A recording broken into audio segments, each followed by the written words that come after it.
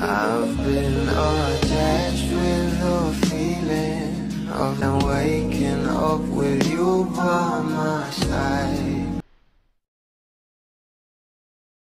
Talaga namang pinag-uusapan na nga rin sa Can't Buy Me Love ang theme song nito na You'll Be Safe Here, na kung saan ito ngang si Moira ang kumanta para sa version nito para sa ating Can't Buy Me Love nila Donnie at Bel Mariano. After 8 years nga guys, ito ngang si Rico Blanco ay naglabas nga muli nang kinanta niya nga ang You'll Be Safe Here at naglabas na nga rin siya ng visualizer. Could it be fate or random circumstance?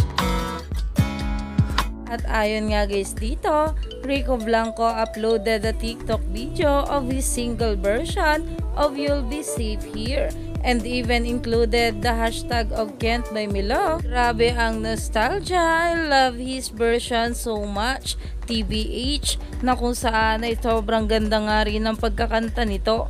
Pero alam naman natin na ito nga version ni Moira ay sobrang ganda din, na marami talagang nakaka-relate, lalong lalo na nga kapag pinapanood na ang Can't Buy Me Love nila Donnie at Bel Mariano.